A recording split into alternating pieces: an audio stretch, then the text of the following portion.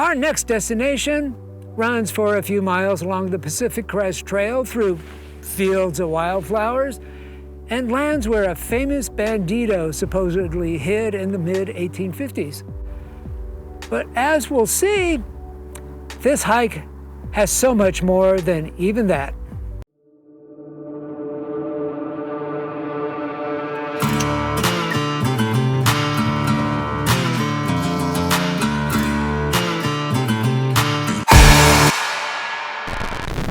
Our hike starts at the Indian Canyon Road trailhead.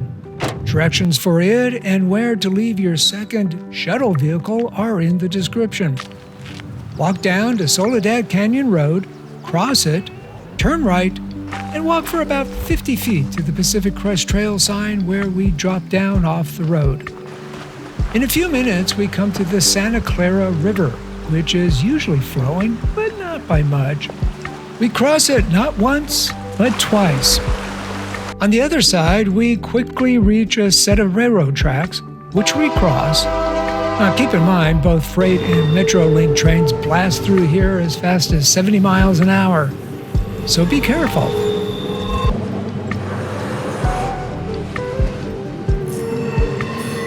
The trail passes this strangely located monument commemorating the completion of the PCT in 1993. From here, the trail climbs, sometimes steeply, through the hills as we rise out of Soledad Canyon.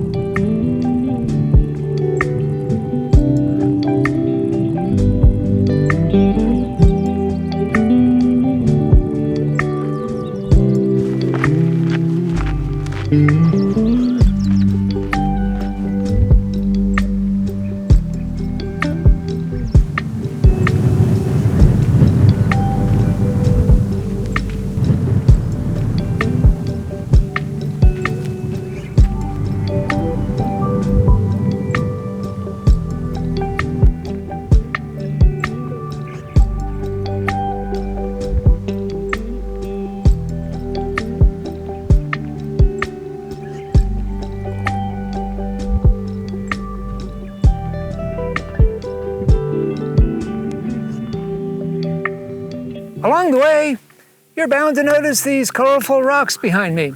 They're part of the Vasquez Formation, which is a conglomerate of igneous and metamorphic cobbles set in fine-grained pink siltstone. Now you know.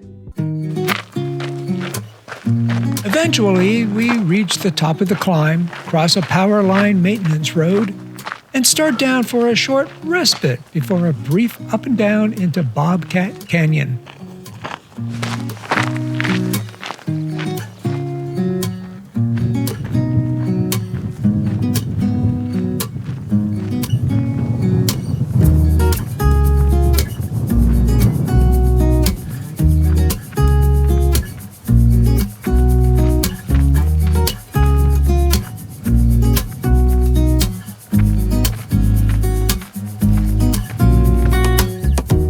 We have one last big uphill section. When you round a curve and can see Highway 14 off to your right, you've reached the halfway point to the hike.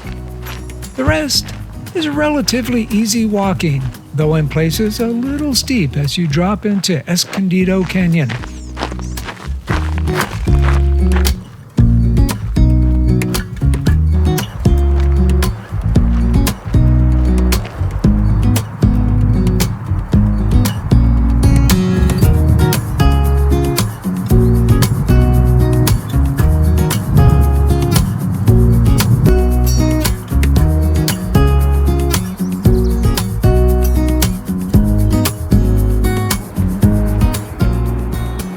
After traversing the ridge for a bit, we start in the direction of the freeway, cross a sandy wash where the trail peters out for a few feet, just watch for the PCT signs, and we come to a tunnel. Now I ask you, how many hikes do you know involve a tunnel? Makes you want to be a little silly as you stumble through the dark passageway. Ooh! It echoes in here, here, here.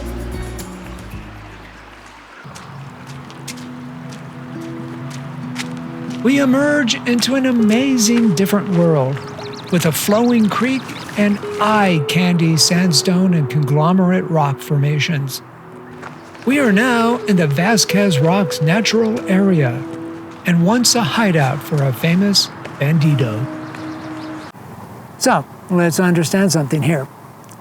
Tiburcio Vasquez, this park's namesake, was born in 1835 in Northern California, Monterey to be exact, which made him a Mexican citizen.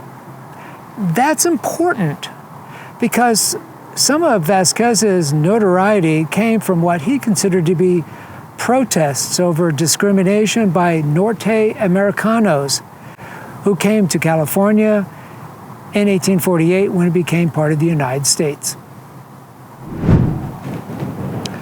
To be clear, those acts involved robberies and murder that he was at least witness to, which is why he was classified a bandito and why he had to hide out in this area. However, if you're a fugitive on the run, you get around. And one of the places he landed was Rancho La Brea, what is now Sunset Boulevard in West Hollywood. He was captured in 1874 at an adobe that is now known as Melrose Place.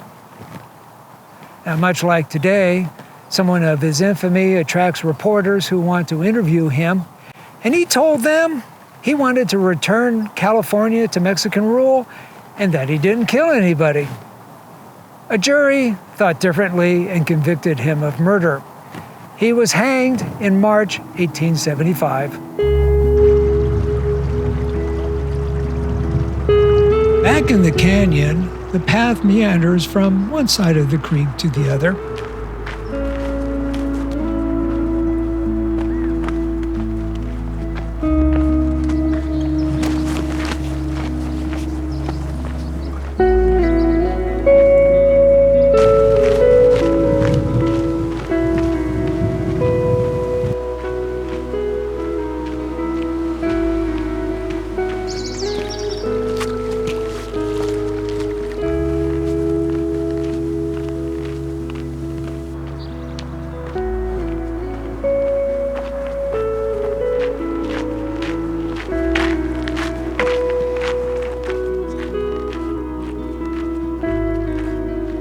And it's not wanting for PCT signs to guide you.